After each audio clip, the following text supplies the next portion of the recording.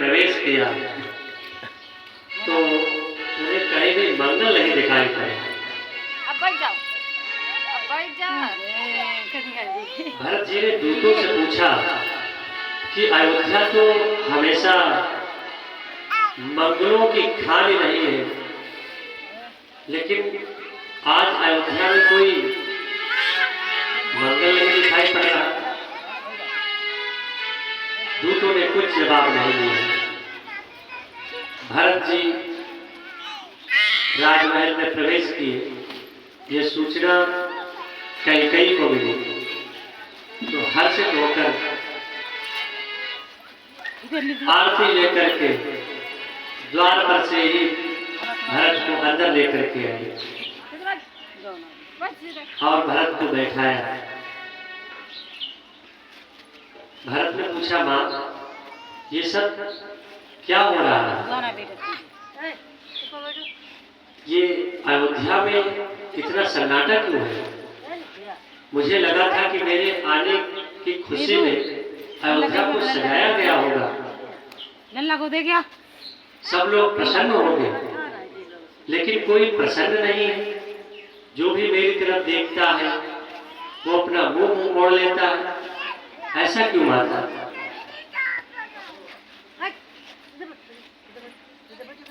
कैकेयी ने कहा, बेटा बात ये है कि तुम्हारे पिताजी अब इस संसार में नहीं है। ये बात सुनते ही भरत जी व्याकुल हो गए, जमीन पर गिर पड़े, रोने लगे। भरत जी ने पूछा, माता क्या कारण है? मेरे पिता बिल्कुल ठीक थे जब मैं यहाँ से गया था, अभी उनकी उम्र ही क्या हुई थी। माता कैकेयी ने कहा कि मैंने 2 वरदान उनसे मांगे थे, जिसके कारण उनकी ये दशा हुई, उनकी ये गति हुई। राम वनवास को चले गए और राम के वियोग में राजा ने प्राणों को छोड़ दिया। भरत जी ने जब राम जी के वनवास जाने की बात सुनी तो पिताजी के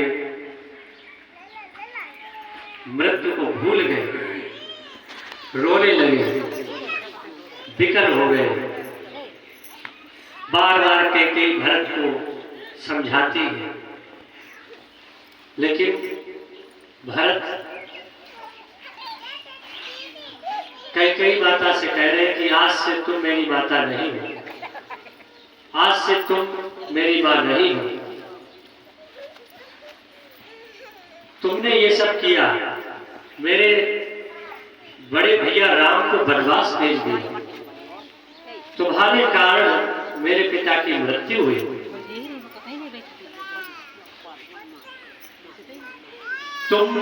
तुम्हारे अंदर एक कुबुद्धि आई कैसे? जब तुमने इस कुबुद्धि का विचार किया वरदान मांगने से पहले, तो तुम्हारा हृदय क्यों नहीं कांपा? तुम्हारी जिह्वा गल क्यों नहीं गई? इतना कठोर वचन बोल रहे हैं भरत जी। वरदान मांगते समय तुम्हारे हृदय में पीड़ा क्यों नहीं हुई? तुमने पूरी अयोध्या को उजाड़ दिया। तुम मेरी माता नहीं हो सकती। मम मातुष्य मातुष्य मध्ये तम न शोभते। मेरी कौशल्या माता और मेरी सुमित्रा माता वो मेरी माताएं हैं, लेकिन तुम्हें माता कहते हुए मेरी जीव शोभा नहीं दे रही है। मम मातुष्य मातुष्य तम न शोभसे। गंगा जमुनयोर मध्ये पुनरी प्रवेशते। जैसे गंगा और यमुना नदी के बीच में कोई गंदा नाला आ जाता है, वैसे ही तुम मेरी माता कौशल्या और मेरी माता सुमित्रा के बीच में वही गंगा नदी, तो मेरी माता नहीं।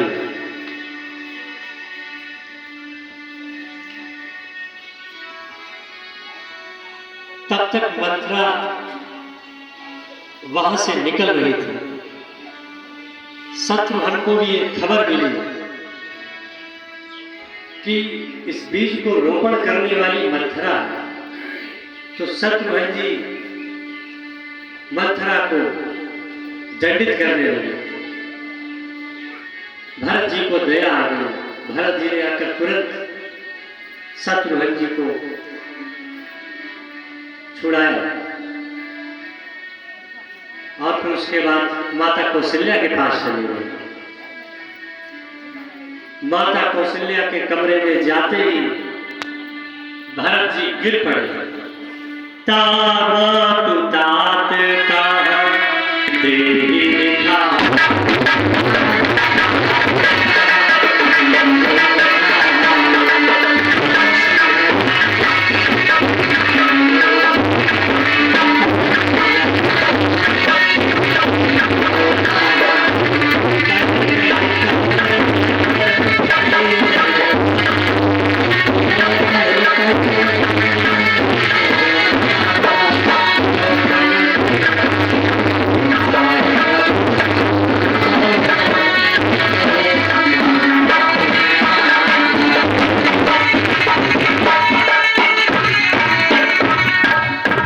निभा, पिताजी कहाँ है, राम कहाँ है, मेरा भाई लक्ष्मण कहाँ है, मेरी माता के समान मेरी भाभी सीता कहाँ है। कैकेयी ने तो इस पूरी अयोध्या का उजाड़ कर दिया। उसने मेरे जैसे कलंक को पैदा किया।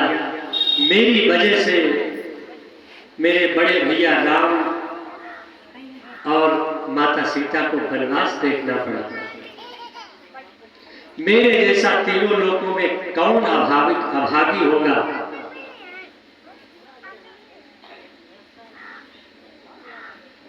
इस अयोध्या की विपत्ति का कारण मैं हूं।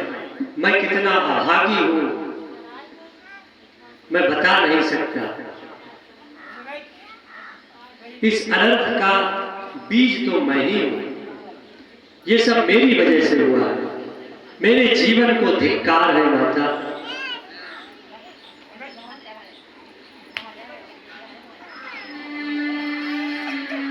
माता कौशल्या ने तुरंत भरत जी को उठाकर गोद में बैठा लिया।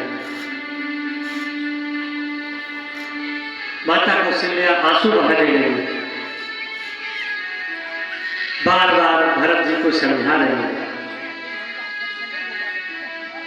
माता कौशल्या ने भरत जी को हर्षित होकर ऐसे गले से लगाया जैसे राम जी लौट आए हैं।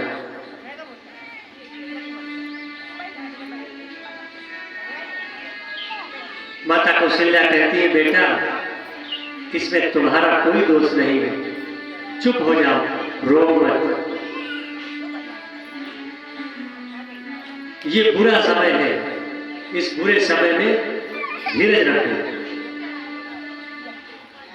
सभी के जीवन में सुख और दुख आते ही आते हैं।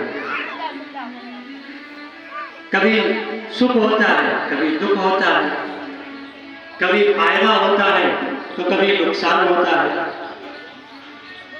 किसी को दोष मत दो, इसमें कैकेयी का दोष नहीं है। विधाता ही हम सबके प्रतिकूल हो गया है, जो ऐसी परिस्थिति में भी हम लोगों को जीवित रखे हुए हैं।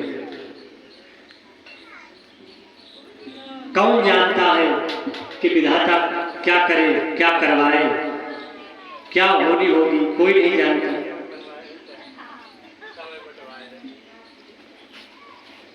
पिताजी की आज्ञा से राम जी ने दिव्य आभूषणों को छोड़कर तपस्वियों वाला वेश बना लिया। उन्हें कोई दुख नहीं हुआ। मेरा बेटा राम वन को चला गया। उसका मुख प्रसन्न था, कोई आसक्ति नहीं, कोई गुस्सा नहीं।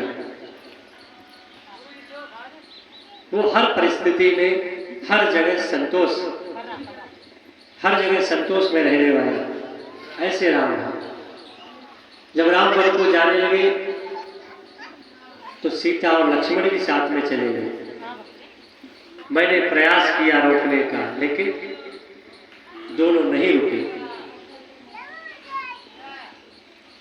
उनको बन जाता हुआ देखकर भगवान ने अब भी मुझे वो जीवित किए हुए हैं, इससे बड़ा दुर्भाग्य क्या होगा मेरे लिए। ये सब मेरी आंखों के सामने हुआ।